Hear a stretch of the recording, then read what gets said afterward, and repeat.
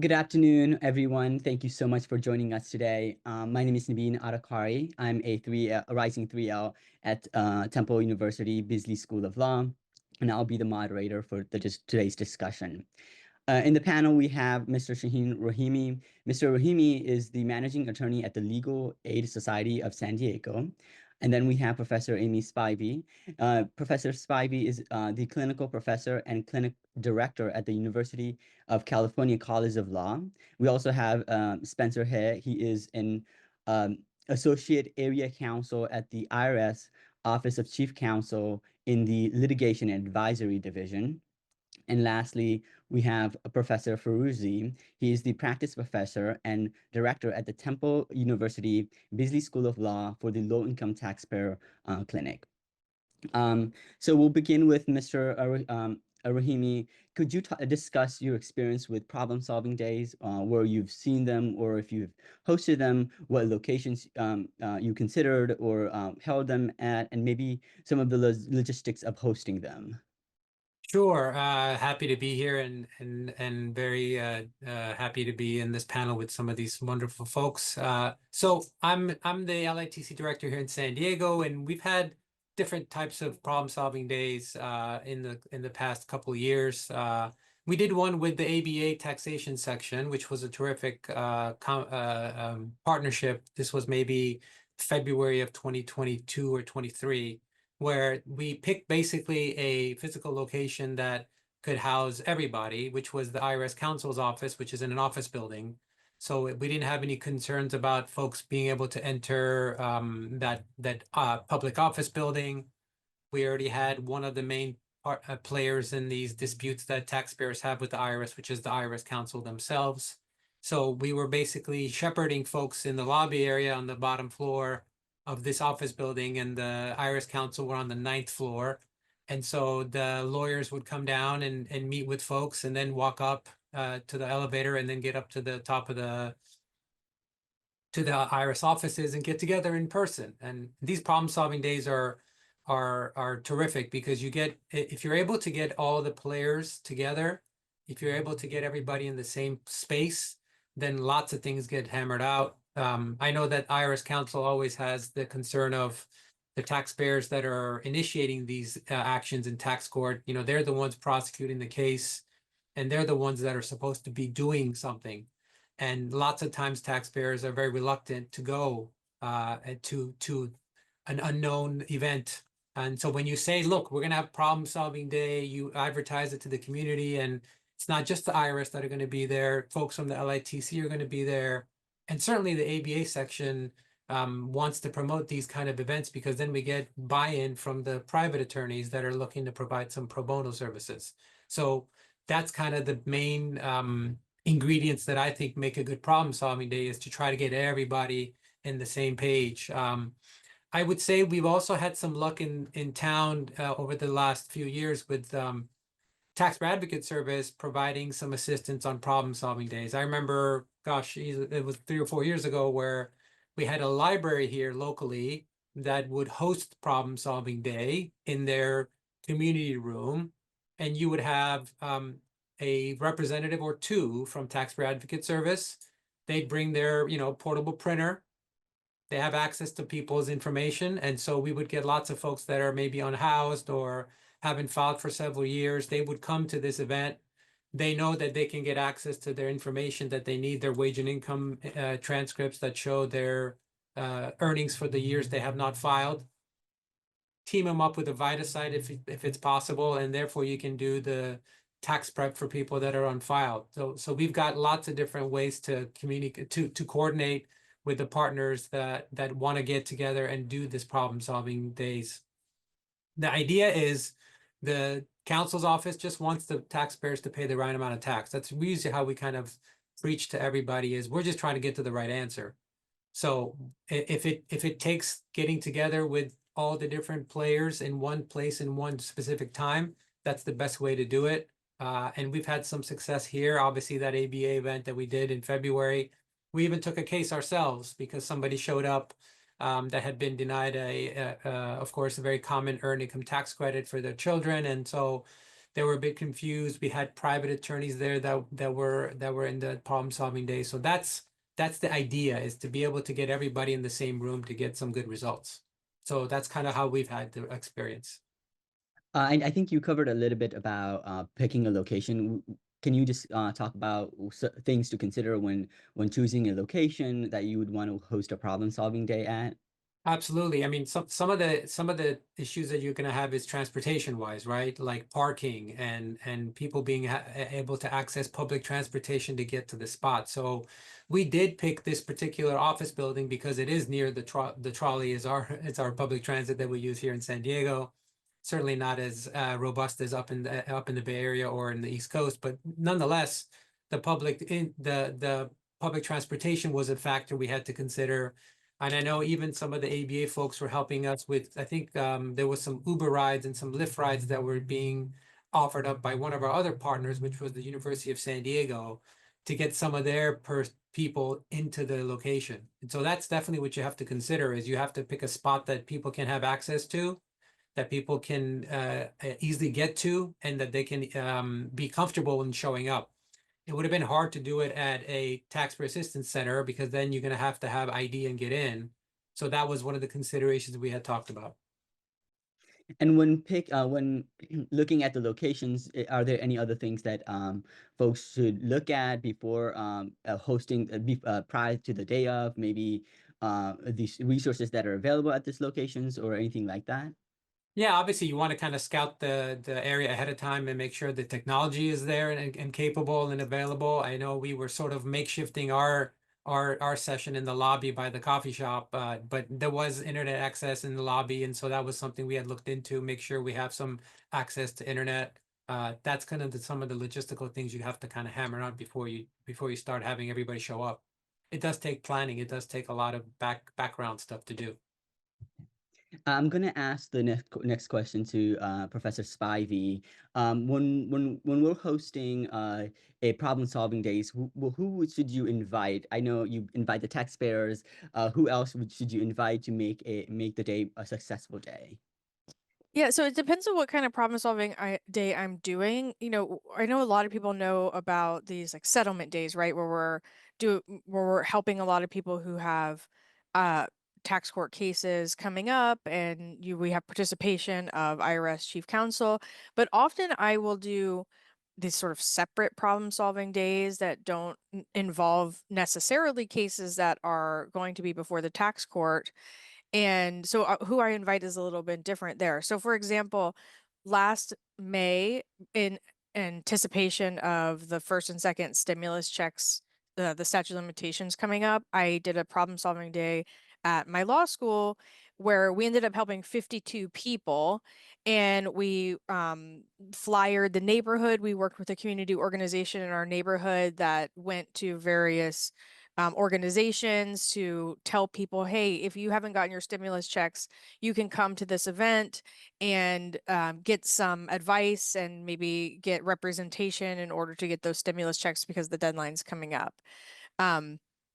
So for that event, I invited Taz. We had 4 different taxpayer advocates there that were looking up accounts, pulling transcripts, sometimes calling their office to get more information, which was really excellent and resulted in us being able to actually help file a lot of returns that day, or give clients their wage and income transcripts so that they could file returns. So I think you could also potentially invite appeals or collections, depending on what kind of issues that you anticipate seeing at the problem solving day.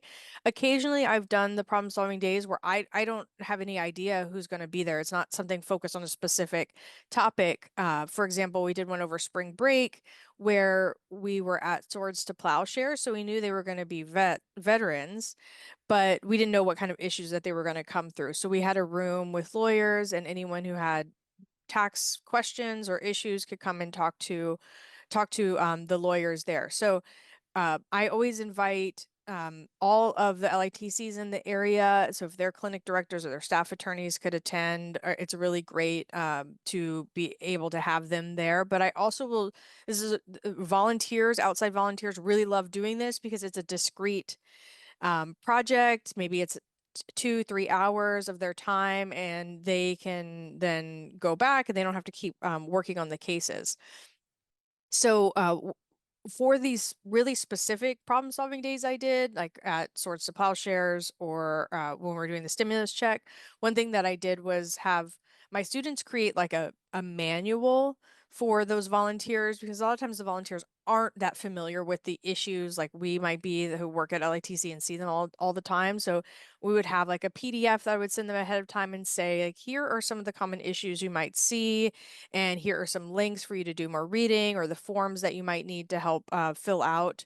So which also helps getting in new volunteers who maybe aren't as experienced or don't work in controversy necessarily. Interpreters and translators are also really key to have. I always will have someone, at least one person that speaks Spanish. Because that's the main language that we see and in our problem solving days. And then getting the taxpayers there is it is kind of a challenge in some ways, right? Like a lot of the work that I do when I'm setting these up is like brainstorming, how are we going to get people to come to this event? One, like Shahin said, oftentimes, I mean, I live in San Francisco, so there's people are going to come in from outside of the city. Parking is $30. It's really terrible. And so we have to strategically think about like, how are we going to convince people to come to this now in person? It's really great if you can partner with an organization that has their own built-in client base. So like Swords to Plowshares, they have a community center. They did all the advertising for us to their members and invited their members to come. And or Vita. So I've done these problem solving days where we're just a couple of tables to the side during a Vita site, and they are advertising it as also, yes, you can get your returns done here, but also if you have problems or you have letters that you can come and bring those letters and speak with a lawyer.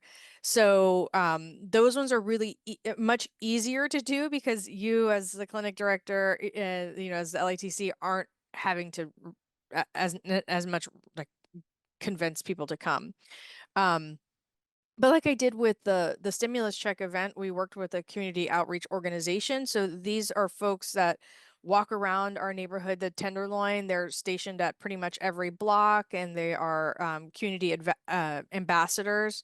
They have relationships with all of the shelters in the area, the SROs, all the food banks, and so they went and spread the word for me, which was really amazing. Another thing that I often will do is divert incoming clients.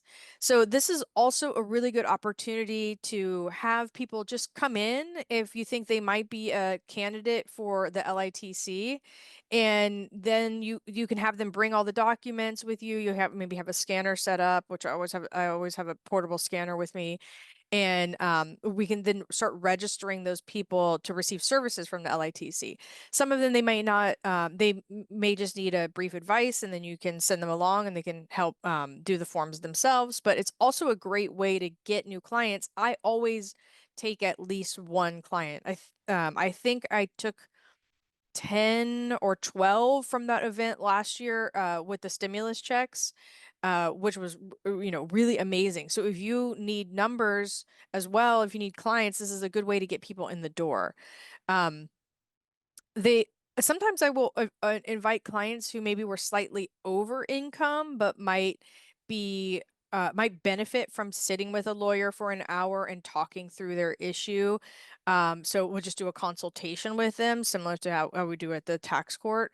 And so I will go through before these events and look through my list of people I've spoken to in the last, you know, couple of months that were slightly over income. So I always make notes about who I speak to for consultations, and then I will invite them. One way to entice people to come is sometimes you might have snacks. We think when we did this at Shahin's, we had some snacks for people, some food. It's always a good way to get them to to come to get people to come is for that. But they're really great, and you sometimes have to think creatively. You know, I invited Taz at our last event, but they weren't available. Unfortunately, it would have been really helpful if they were. We were able to make do though. We just had clients sign an 8821, and thankfully that day there was no wait on the phone lines, and so we could just call and fax over the 8821s and get those transcripts and get an idea of what was the issue with the case that day. But it is really, really, really helpful when you have Taz that can look up the issues. Shahin, you two talked about you have some sort of coalition that you work with in San Diego that can help with this. Yeah, this EITC coalition that has been run here for 24 years now, that includes a lot of the partners that you would think are natural partners, like the United Way of San Diego and local VITA sites that are recipients, and the IRS stakeholders are also in that coalition, and that is huge because you've got a number of community-based organizations that are VITA recipients who are in this coalition, along with the 211 directory, along with IRS. I mean, it's everybody, LITC, of course, as well. So those kind of coalitions are really helpful in having a base, a foundation to spread the word, as Amy said. But a lot of this is marketing. So that definitely helps. Yeah, and a lot of it is marketing. You know, we always will make a flyer. I'll send it to every organization that I can think of. I find, you know, after the pandemic, nobody wanted to come out, right? I do think that over the last year, 6 months, people are more willing now to come to these in person. And you know, if people bring their documents, I find that we can get a lot done in person, even in just an hour. And it's really great if we're able to then verify their income and have them come on as clients at that point.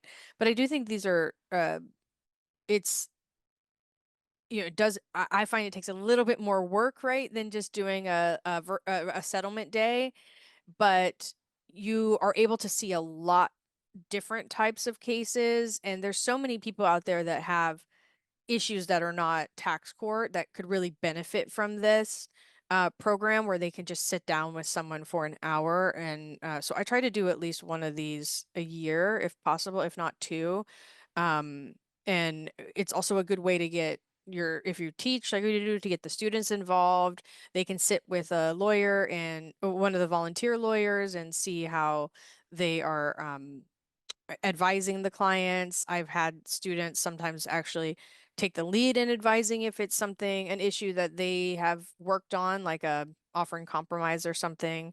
So it's a really good overall event, and I definitely recommend people doing it. It is, like I said, it is a lot of work. It's not, but there is really great. Also, make sure to advertise on like Facebook if you have a page for that, or Instagram. I will send out, I will message other legal aid organizations Facebooks if I can't get their email or they aren't responding to me, and ask them to like repost our post. And sometimes that's another way to get people to come to the event. I know you discussed inviting translators, interpreters to make the event more accessible. Have you found anything to be helpful in locating or finding translators for the events? What have you done in the past to do to get translators to come to the events? So we have someone on staff that speaks Spanish that can usually come, but the benefit of working at a law school is like we have a very diverse student population. So often if I need an interpreter, I will reach out to some of the student organizations and say, "Hey, do any of your members speak well, we had to do this for Arabic. Like, do you have anybody that can speak Arabic? We have someone that's coming to this, and we need an interpreter for that." And so that is one way that I do that. Another way that sometimes you don't know what kind of interpreters you need, but I will generally put on my flyers a QR code that links to a Google form, and then like also put the link to the Google form on the flyer so that people can register. It's not or can RSVP. It's not required for most of my events. Some of the events I do require RSVP. It depends on where we're doing it. But one of the questions I will have on there is, accessibility questions about, are you disabled? Do you need specific accommodations? Do you need an interpreter? If so, which much language, just so that we can make sure that we have what we need there for them. Thank you.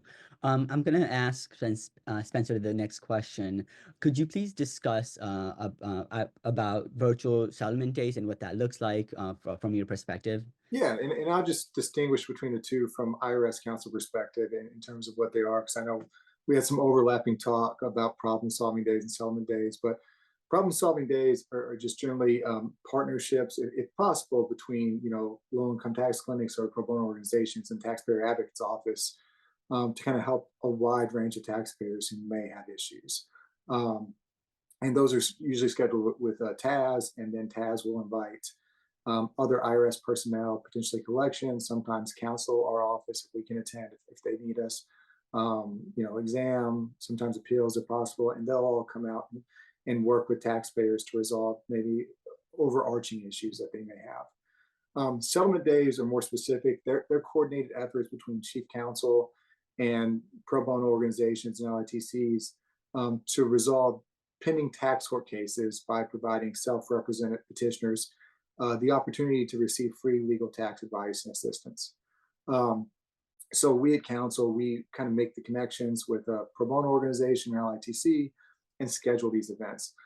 They can be done at a national level, like our events with the ABA, or they can be done on a local level where, a local counsel office in San Diego might reach out to Rahimi, or I might reach out to a few of our local Louisville legal aid clinics to help set us up and work with some taxpayers locally.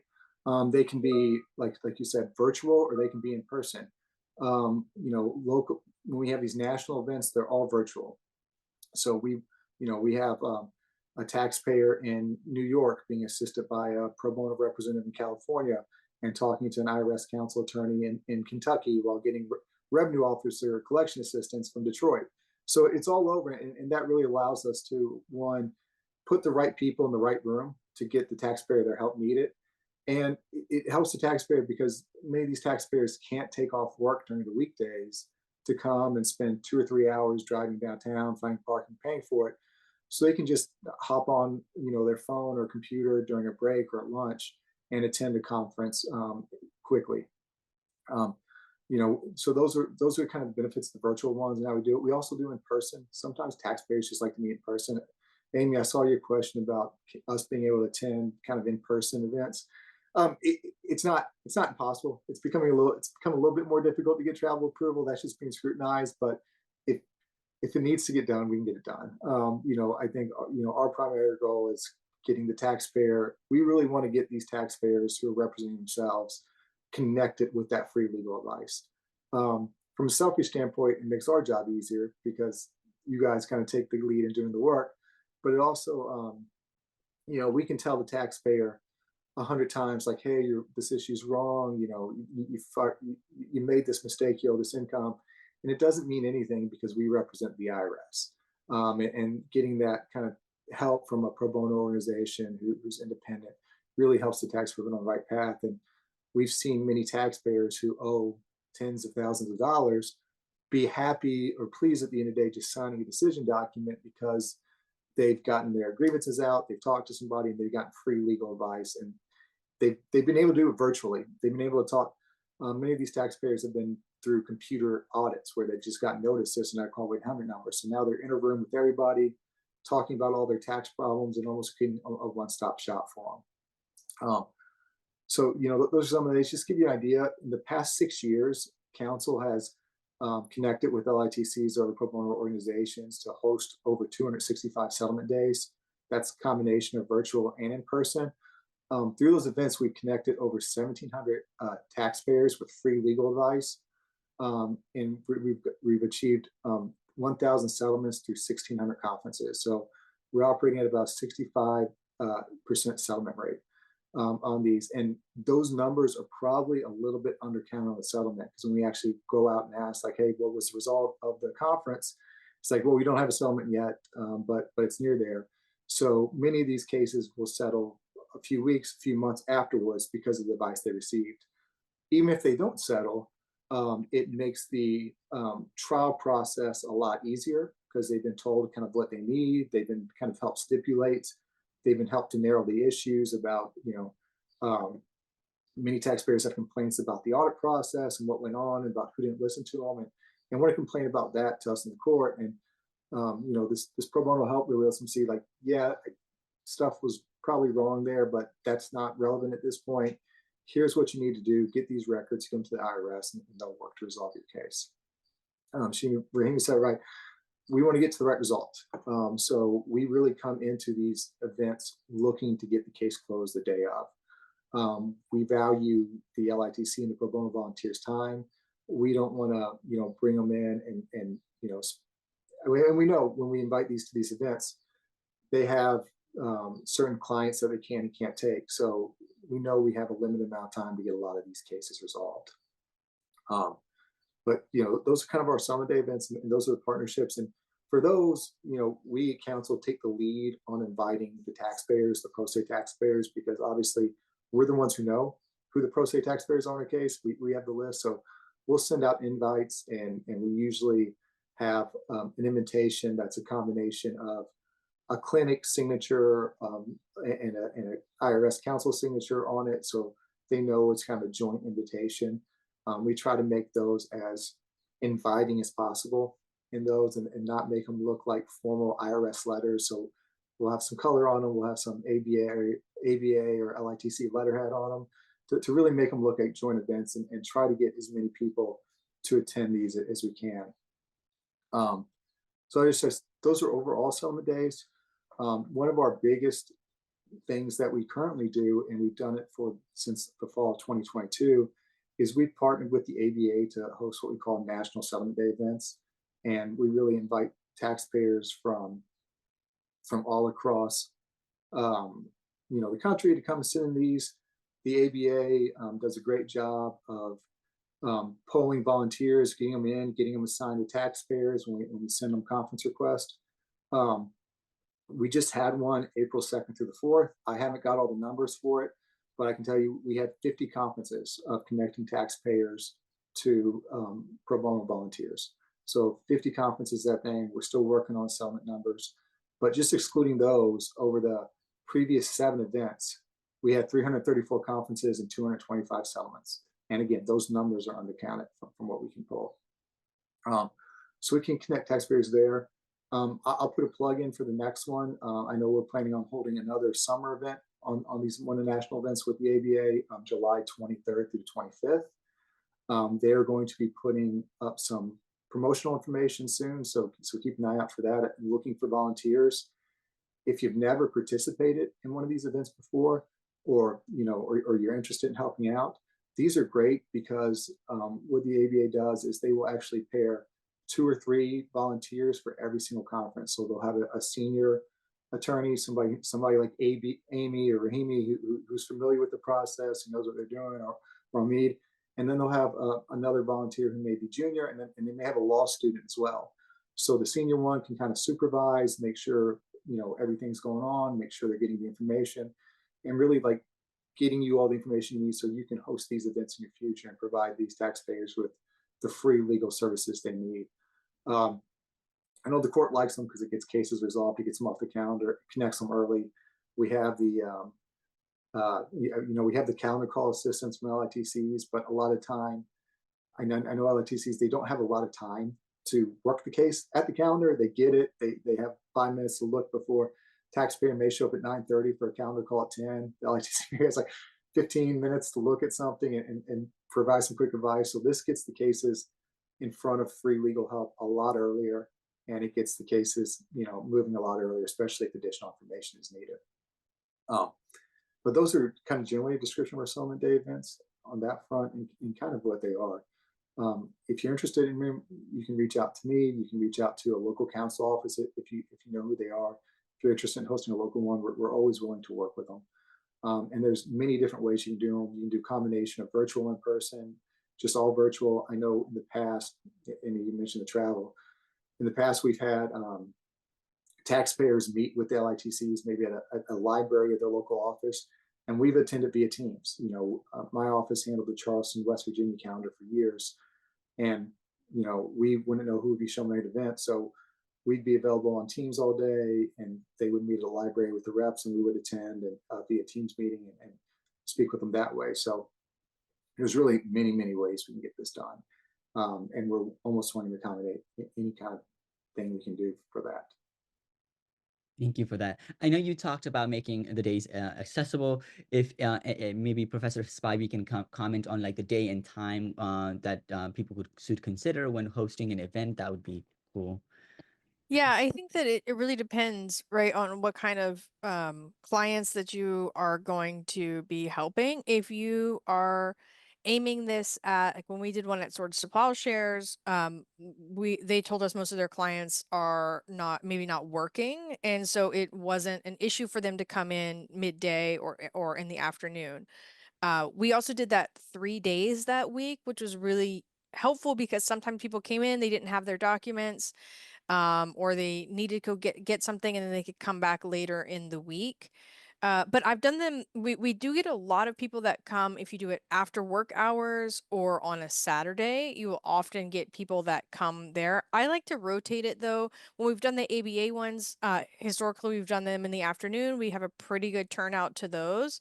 But I think that if you are going to be doing multiple of these a year, it's a good idea to kind of alternate it. Try it out, see what works best in your area, but also vary it so that you can capture those different people, right? If you are advertising a lot to seniors, they might be more willing to come in during the day versus if you are hoping to get those people that are working after hours, after work hours, or on the weekends are often going to be better for them. The geographic region is what we've seen has a lot to do with it too. Like if you hold a settlement day in person in downtown Atlanta on a Monday through Friday, the traffic is going to prevent a lot of people from coming. So when they Yeah. do person events with GSU, they usually do them on a Saturday, and try to get them there. And we have volunteers from council who will work on Saturdays and go attend them. Yeah, So- one time we did one in downtown in San Francisco. It was from I think 5 to 7 or something like that, and people were like an hour late because the traffic is really terrible. And so wasn't the best. But for those people, if we would have concentrated more on inviting people in our vicinity, it wouldn't have been so bad because we have a great public transportation system in San Francisco. So, we can give you some ideas. All of these are going to vary based on your location, the type of clients that you see or you are hoping to get into the event. Yeah. And then I'll throw this question to Professor Firouzi. Could you please talk about the day of hosting the event, what you should bring, the setup, what you should consider when meeting taxpayers as well? If you could discuss those aspects, that'd be cool. Sure. Thank you, Nabin. And I want to say, first of all, that Nabin is one of my students in our tax clinic here at Temple Law, and I'm very proud of him. And I'm really glad that he is taking the opportunity to moderate this panel, and he's doing a great job. So thank you so much.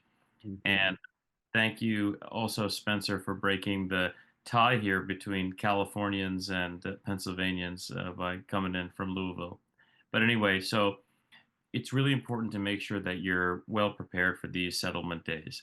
It's really important to make sure, of course, that you have solid internet access, which is not always a given, because you may have to pull transcripts for clients and figure out what's going on in their IRS case, what the account transcripts specifically show for the years in which you are trying to help them resolve their cases. Of course, IRS officials on the other end will likely have access to that as well, but still you want to make sure that you cross-check it against information that you have. You want to make sure you come prepared with a notepad and pen to take notes and make sure that you're listening to the client while they're discussing the issues that they're facing. You want to make sure that you also have there, I think we talked a little bit about, but you want to make sure you have refreshments for clients, water, coffee, tea, etc., often really good, including for you as a practitioner. So those are just some of the things that you want to make sure that you have on hand, and you want to make sure that you have with you business cards or flyers to provide to the clients, to your prospective clients and taxpayers who are coming, so that they can reach back out to you. It's always good to make sure that you follow up in writing with prospective clients to ensure that they have a way to reach out to you.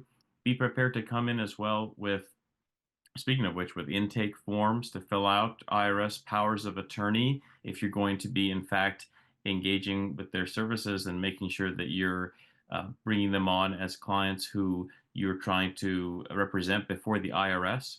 To that effect, if you're able to quickly go through an intake, do a conflict check, get them to sign an IRS power of attorney, you may be ready to sign a full engagement agreement with them. In our clinic, we have a template for that will lay out the terms and scope of representation that we are assisting people with. And we always make sure, at least in the beginning there, to start out with a very specific parameter of saying, we're helping you deal with, for example, this issue related to innocent spouse relief for 2015, for example, to make it very specific if possible. Of course, sometimes the client may not know exactly the year or exactly the kind of program that you are helping them with, but you can still try to make it as specific as possible after having a conversation with them to try to ascertain more facts. And to that effect, make sure that you're getting copies of any and all notices that they may have. And sometimes we have clients who have IRS online accounts already.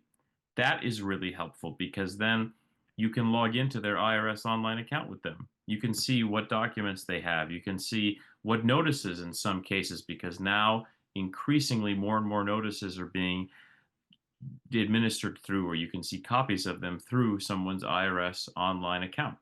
So you can pull some transcripts from there, see what the situation is, and that can be a really good way to get things started with the client. And so if they, though, have actual paper copies, though, at the same time, make sure that you're copying them, putting them in, scanning them into your case management software, ensuring that you get any copies of any and all correspondence to and from the IRS, tax returns for the years in question, income documents for the years in question. So those are just some of the many things that you will be dealing with, and things that you either have to be prepared for or that you should have with you at this kind of an event. And when meeting, on the day of, could you talk about the setup, what the setup should look like in the room, or wherever this is taking place, like maybe like intake table, or how that should be organized to make a smooth process for everyone involved? Absolutely. So we all know that it's really important to preserve confidentiality. The American Bar Association, and here in Pennsylvania, our Supreme Court rules dictate, our rules of professional responsibility dictate that we must have confidentiality in client correspondence and communications, and that we must respect attorney-client privilege. So it can be difficult, of course, in some of these situations, especially if it's a more public setting where you're doing this kind of a settlement day, to expect that there would be that total confidentiality, because of course you've got a bunch of people coming and going, and people might see other folks. But that's to be expected to some extent, of course, and that is within reason. So nevertheless, though, if you're meeting one-on-one with a client and trying to make sure that you understand what their problem or issue is, it's important to take them aside privately, ideally to another room. Let's say you're in an office, for example. I remember having problem-solving days like this at Philadelphia Legal Assistance, where I was a staff attorney in their tax clinic. And though, we had people coming in through the main area where there was general intake, if we were going to be helping a specific person with an issue, we would take them aside and go to either a conference room or to one of our offices if they were available, to be able to talk to them about that specific issue. And that way we could preserve the confidentiality regarding their specific case. So you want to be mindful of that, because it can be easy to then just start talking about their issue in a waiting room or public area, and they may come at you giving you all kinds of specific information as you're first seeing them in that broader waiting room area. But you want to make sure that you can convey to them, well, you can follow me to my office or to this area and we can discuss there. I'm here to help you. Let's see if we can figure out what's going on in your case. And I think putting them at ease like that and trying to meet them where they are will go a long way towards preserving that trust and establishing good rapport. And that way they see too that you're committed to really respecting their confidentiality, because that's really important. Because think about the experiences that a lot of our low income clients have had in other offices and spaces. if they're going to the Social Security office, or they're trying to deal with public benefits in the way of food stamps or Medicaid and the various offices they go to there, or if they are dealing with the court system in some ways. Unfortunately, in a lot of those situations, they don't get that same level of respect often from others, and the confidentiality is often not as respected or as preserved, especially with names being called out or people being uh, openly in adversarial positions with other people. Think about even in your own lives. We've gone to the DMV before, or to other institutions or offices where sometimes you may not have that kind of experience.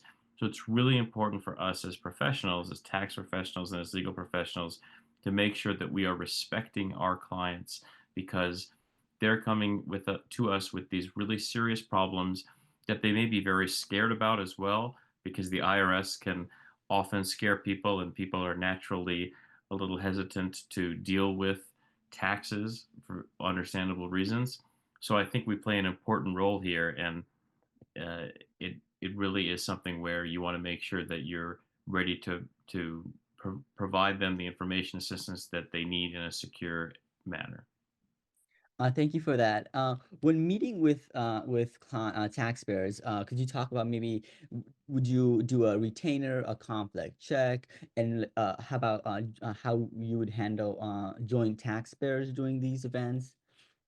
Yes, that's a great question. So we actually talked about this recently in class, as Nabin knows. So just to go backwards in terms of his question, so with regard to joint taxpayer, so if you have a married couple, ideally it's best, it's not required, of course, but it's best practice to do a conflict of interest waiver with both spouses, because should there be any type of conflict that arises between them, then you want to make sure that that is something that would be addressed, and that there is a plan for that. And that way they're understanding that also that we're discussing both of their cases together, and so they're essentially waiving confidentiality amongst each other as we discuss their whole case as one tax household. Because those of you who are tax professionals on this call will know that when you have a married couple, if they're married filing jointly on a tax return,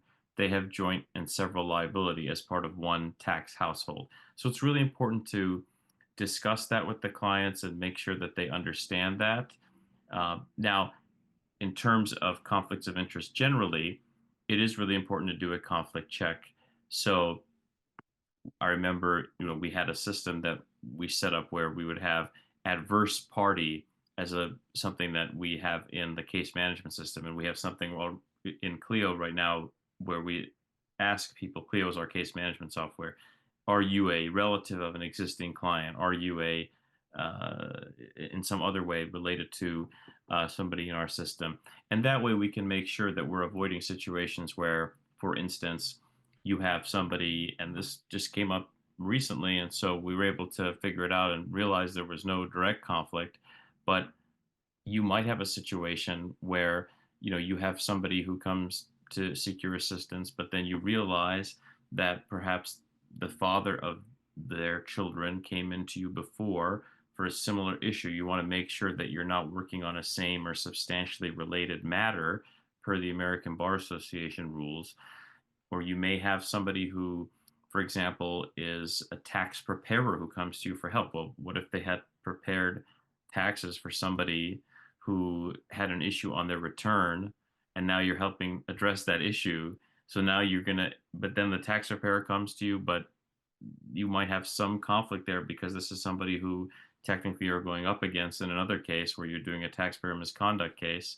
So why we always also ask people who are misclassified as independent contractors who their employers were who misclassified them, to make sure that we're not helping somebody on the other side who might be, in fact, a business owner who was the person who misclassified that person. As Nabin mentioned, we also, of course, should sign engagement agreements. So for everybody who we're actually representing before the IRS and taking some kind of action for them before the IRS in a controversy, it's a good idea to sign an engagement agreement that sets out the terms of the relationship, of the attorney-client relationship, and establishes the scope of work that we're doing and the parameters of the kinds of things that we're helping them with for the IRS. I see also, by the way, that my colleague Amy has a comment that she wanted to add on this. Yeah, so when we're doing these like bigger bigger events, like when I did the stimulus check event, for example, we will always have clients sign a limited scope retainer agreement. I've got like a half page that basically says we're not your lawyer, we're giving you advice for this meeting only, and we don't represent you outside of that. Um, and for lawyers who are helping these with these limited scope programs where we're just giving advice, we're giving a consultation, um, or giving brief services, they actually don't have to run a full conflict check. And so I always tell my volunteers this. It's ABA model or ABA rule 6.5. So if a lawyer is providing limited scope services without expectation of continued representation on this, there's no conflict unless they know there's a conflict. So they are not required, if they're just giving this hour or half an hour consultation, to run a full conflict check. Definitely, if we're going to take them on as a full client, we'll want to do the conflict check. But I always tell volunteers this because sometimes they get a little hesitant. They're like, oh, my firm won't let me do it because I can't run a conflict check. So I will have a stock email that I will send to them with this and our California rule that's similar, that says, hey, you don't have to run a full conflict check because you're only providing limited services. We have them sign a limited scope retainer agreement so that there won't be a problem. If you may represent some bank and we have a 1099-C from that bank, and maybe they aren't aware fully of the conflict, but they can still represent people if they the volunteers don't pull a full conflict check. Thank you. I have one more question about the day of. Sometimes taxpayers will come in and they don't know what the issue is. How would you manage that? What would you do in that situation if the taxpayer doesn't know what the issue that they're having with the IRS is? So I think that's why it's really important to at least get them on a power of attorney with the IRS, because then you can see if they have any issues in particular with any specific years. Because then when you get on the power of attorney, you're able to check their transcripts, see, okay, do they owe for some year? Do they have a refund that's held up? And you want to make sure you discuss with them that power of attorney can be kind of a misnomer. It's not really like like what we traditionally think of.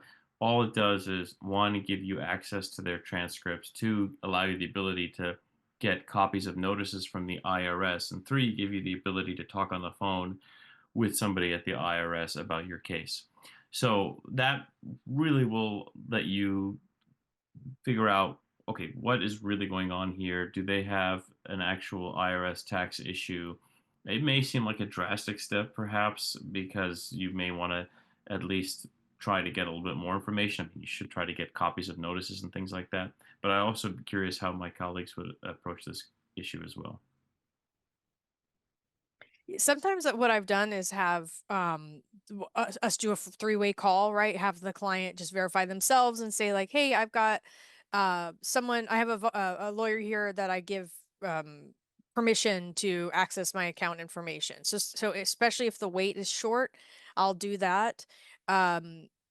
Taz is excellent. If you have Taz there, that's great. Sometimes if Taz can't be there, they might be willing to have a couple of people on call that you can call them directly, and they might be able to give you that information over the phone with the client's permission. Sometimes I'll do the 8821, right, as well, because I don't want to sign a full power of attorney until I know what's going on. So I will just do the 8821. Also, like you said, like pull up their account. If they have an account with the IRS, you can pull it up and look at the notices and see what the issue is. But yes, sometimes the clients don't know. They're like, I don't know. I saw this, and I remember one time I got a letter from the IRS, and so I can't remember what it was for or why. So there you have to really, be creative with the questions that you're asking them. And then if possible, and those waits are short, call the IRS. And you can either fax over the 8821 or you can have the client verify. At our Swords to Plowshares, we were trying to have the clients to verify, but because these clients had not filed returns for many years and many of them had identity theft indicators on the return, we were not able to get them to verify themselves orally. So we pivoted to doing the 8821s and faxing them while the IRS was on the phone, because they couldn't remember what address they had. They couldn't remember what they reported on their tax return from 10 years ago. It just wasn't working and it was taking a lot of time. And so that's why we pivoted to the 8821. Thank you. I think we'll have a few minutes to ask if anyone has questions that's watching, if you want to put that in the chat. But I know we discussed the day before, like prior to hosting it, the day of.